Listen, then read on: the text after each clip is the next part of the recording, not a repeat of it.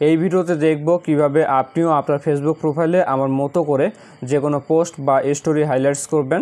যেমন এখানে দেখতে পাচ্ছেন, কেউ যখন আমার প্রোফাইলে আসবে তখন কিন্তু সে এই হাইলাইটস ফটোগুলোর দিকে তাকিয়ে থাকতে বাধ্য হবে। এই কাজটি কিভাবে আপনিও আপনার ফেসবুক প্রোফাইলে করবেন তা এখন দেখাচ্ছি।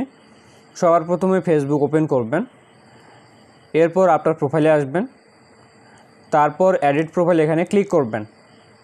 এরপর আপনি নিচের দিকে চলে আসবেন, সবার শেষের দিকে দেখুন হাইলাইটস অপশন আছে, আপনি ট্রাই ইট এখানে ক্লিক করবেন।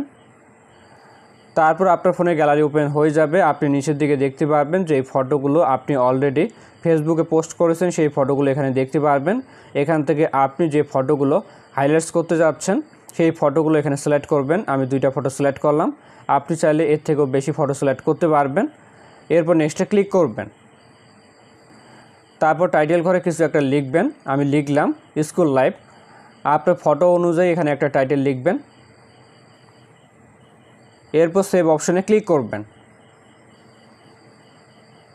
তো দেখতে পাচ্ছেন একটা হাইলাইটস তৈরি করা হয়ে গেছে। এইভাবে আপনারা আপনার যে কোনো স্মৃতি সবার সামনে হাইলাইটস করতে পারবেন। আরও যদি অ্যালবাম বা হাইলাইটস তৈরি করতে চান সেক্ষেত্রে নিউতে ক্লিক করবেন। এবার আমি আমার ফেসবুকে আপলোড করা আছে এমন একটা ফটো নিচ্ছি, এটা সিলেক্ট করলাম। এবার এখানে একটা নাম দিবেন, তারপর সেভ অপশনে ক্লিক করবেন।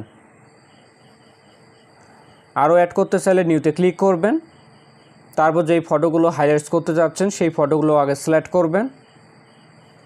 সিলেক্ট করা হয়ে গেলে নেক্সটে ক্লিক করবেন। তারপর কিছু একটা নাম লিখবেন।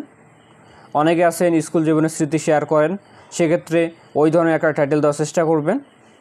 এরপর সেভ অপশনে ক্লিক করবেন।